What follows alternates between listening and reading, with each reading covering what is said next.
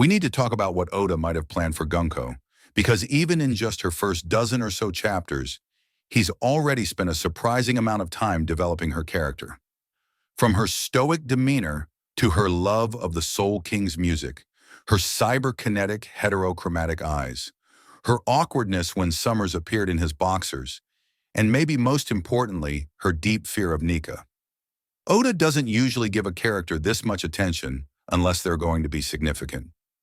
This kind of buildup follows a familiar pattern we've seen before, where new female characters introduced at the beginning of an arc often start as enemies before becoming allies or even joining the crew.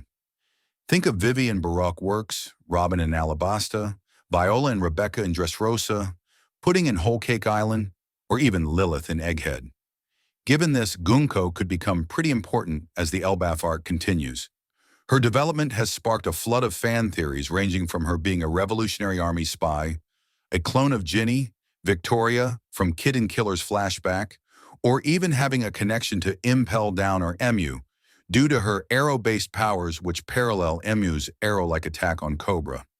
But the theory I find most compelling is that Gunko could somehow be connected to Koala, possibly as her twin, sister, or an old friend, which would fit perfectly into Oda's current themes. Gunko could be the version of Koala who was never saved by someone like Fisher Tiger, a former slave who was broken by the system rather than freed from it. When we first saw Koala after being freed, she was still deeply traumatized, always doing chores and convinced she had to behave to avoid punishment. If Gunko never escaped that mindset, she might have been molded into the ultimate obedient weapon for the celestial dragons. Interestingly, Gunko is the only God's Knight introduced without a saint or family name, possibly hinting at her slave origins. This setup mirrors the contrast between Shanks and Shamrock, where one escaped the Holy Land and the other stayed. Except in Gunko and Koala's case, it's about the fate of two slaves instead of two celestial dragons. Elbaf, already known for its shady dealings with orphans, reinforces the theme of how a child's environment shapes their future. Oda could be drawing a powerful parallel between Gunko and Koala to explore the impact of nurture versus nature, especially if Gunko is her twin.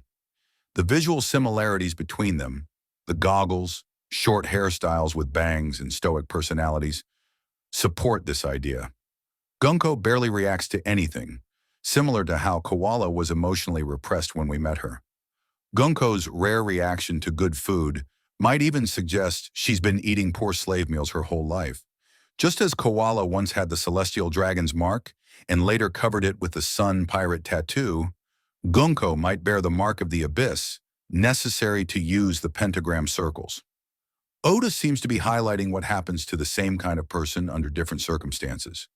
There's also a good chance the sun god could eventually free Gunko, just like the sun pirates freed Koala, which would force her to confront her fear of Nika. That fear might stem from being denied freedom when others escaped, or from facing extra punishment afterward, possibly making her resentful of the idea of liberation.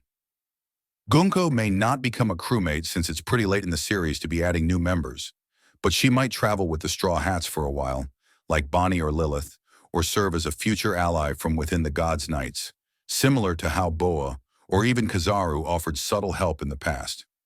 As for her backstory, if she is Koala's sister, maybe they were captured together, but only Koala escaped.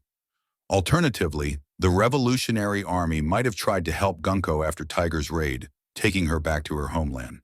But unlike Koala, her people may have chosen to protect the revolutionaries instead of betraying them like Koala's village did, possibly sacrificing themselves and allowing the Marines to capture Gunko again. That scenario would explain her trauma in revolutionary-style goggles, worn in memory of those who helped her. She could be from a liberated country like Yukari, mentioned in a light novel where Koala and Robin worked together to decode an ancient tablet. Yukari was a nation with ongoing conflict, likely tied to revolutionary efforts, and this could be where Gunko was born.